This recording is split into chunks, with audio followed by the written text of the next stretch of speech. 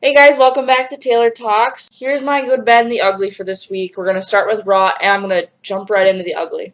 Alright, so first off, I put Bayley addressing her injury in the ugly section, only because of the way the crowd reacted. I'm sorry, you don't boo a superstar when they're talking about their injury. I know she's been in the main title picture for a long time, and we really want to see someone else. I totally understand that. I just think it's wrong. I didn't like the way the crowd reacted. Get your shit together, Canada. Apparently no one paid attention last week. I am pretty sure I said this segment is old. This segment should be a one-time thing. But no, let's just keep dragging this on. I really don't have much to say other than that.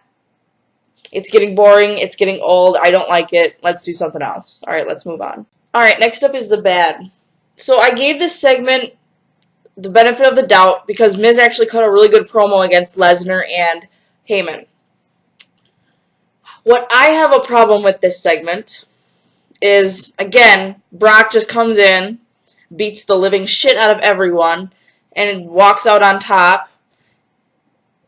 He only does, basically, his two finishers, a couple punches, kicks, and suplexing.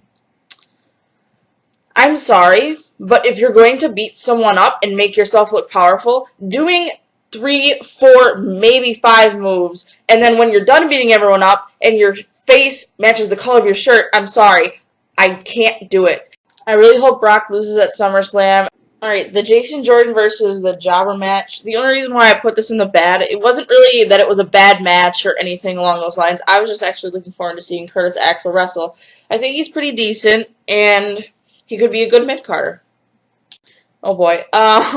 So the reason why this was put in the bad, if you didn't see my rant on Sunday, I will leave that in the link description, and then you can come back to this and understand why I am pissed off. At first, I was actually really happy because all 6 women were used. Yes, it was kind of predictable who was going to win. A lot of people on Twitter tweeted me that. I understand that. But I actually had high hopes for this, and that maybe they would have listened to my rant, because that happened right after my rant, actually, that they announced that. I was hoping that they would listen and maybe have someone like Emma win, or have someone like Mickie James win, or something. Not give me the same old predictable bullshit of Sasha winning and Nia Jax. Now, nothing against Sasha and Nia. Again, not personal against them. They're not in charge of their booking. But how fucking stupid do you have to be to not to use different women, or I mean, I just don't know. I'm flabbergasted. I can't even begin to deal with this mess that is the Raw Women's division. Something needs to change. Rant over. Last but certainly not least, let's get into the good of Raw this week, what I thought was pretty decent. Miz actually cut a really good promo against Lesnar and Heyman. He kind of left Heyman speechless, and I thought that was kind of cool, and I really like listening to The Miz. He's maybe not necessarily my favorite character ever, but I think he can cut a decent promo. And I think he did a good job at delivering his message. Wow, this week I was just blown away by these 4 men. Holy shit. Good storytelling, good matches. I really, really liked this whole segment, and I'm actually really starting to enjoy these 4 guys possibly battling each other for the tag team titles at SummerSlam, which I hope so, or a Dean Ambrose heel turn, but I'll get to that in a different video. I think the match was a decent amount with Sheamus and Seth. I didn't think it was over the top, but I also didn't think it was boring either. And then we moved on to Rollins and Ambrose's promo. Again, great promo. It really got me curious for what was going to happen later in the night, and I think both of them did a really good job with it. And then we got to the match with Dean and Cesaro. Holy shit, these 2 blew this match out of the fucking water. So many close pinfalls, so many cool moves. It was just the adrenaline and the anticipation and kind of the leaning on the edge of your seat kind of feeling throughout this whole match. These 2 together had the absolute best match of the night. This match was so amazing. Good job by both guys. And then this happened. I'm going to be honest here, I freaked out just a little bit that these guys were going to be on the same page. They were going to be a tag team, not necessarily in the Shield, and it was all going to be fine and dandy. And then Seth fucking Rollins has to go and just let me down.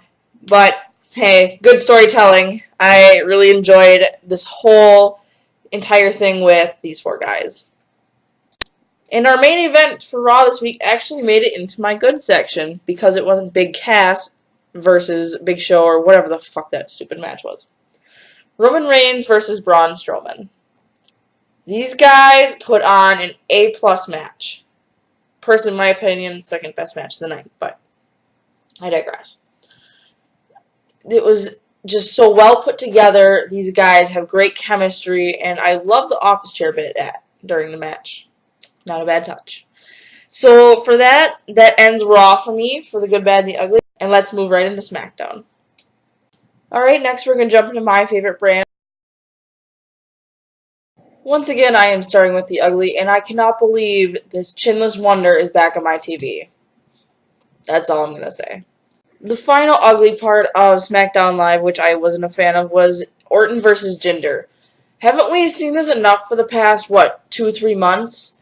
Let's just move on to something else. It's getting boring. It's not getting against Jinder. Orton's getting boring as his rival.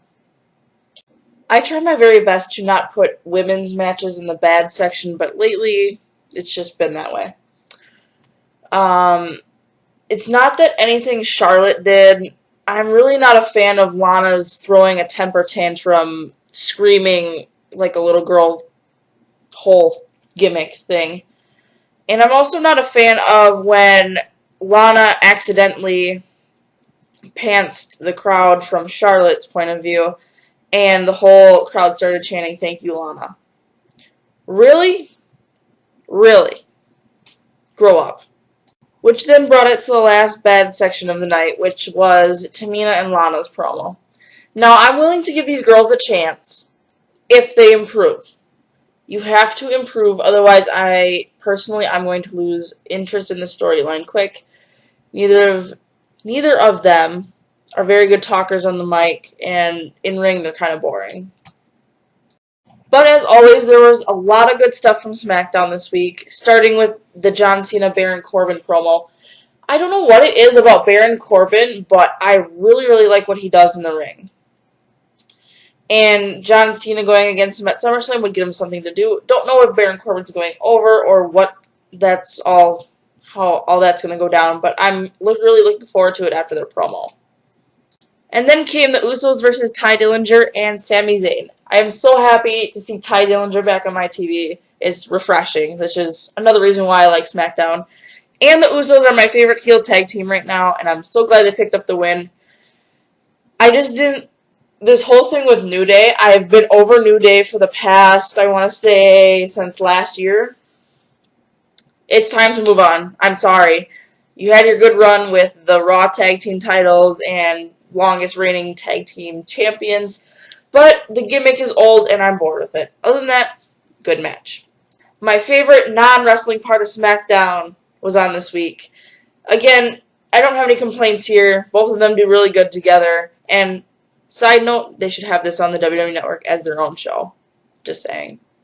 Can I just say this was the best promo on SmackDown Live this week? Holy shit. These three together and just bringing up stuff from the past and just kind of the whole angle, is Shane McMahon going to screw AJ Styles over, or how that's all going to play out at SummerSlam, and I am so excited. AJ Styles and Kevin Owens are two of my favorite wrestlers who cut the most amazing promos. Good work from these guys. I look forward to their match at SummerSlam. It's going to be epic. And we also had Naomi versus Carmella. I love what Naomi does every week. Carmella still has to show me something different, something that makes her stand out, just personally. And then we had James fucking Ellsworth ruin this match. And I swear to God, if he does that at SummerSlam, I am going to have to go to Vince myself and have a talk with him. Someone else who's listening would agree with me, but he would do something else. I just really hope that they don't fuck this SummerSlam match up, and that Carmella or James, especially James Ellsworth, does not run in and ruin it and help Carmella win this match. Please keep it a clean win. Please. I am asking you, Vince, right now, keep it a clean match. Alright, so that's it for this week's The Good, the Bad, and the Ugly of both Raw and SmackDown Live. I hope you enjoyed. Please like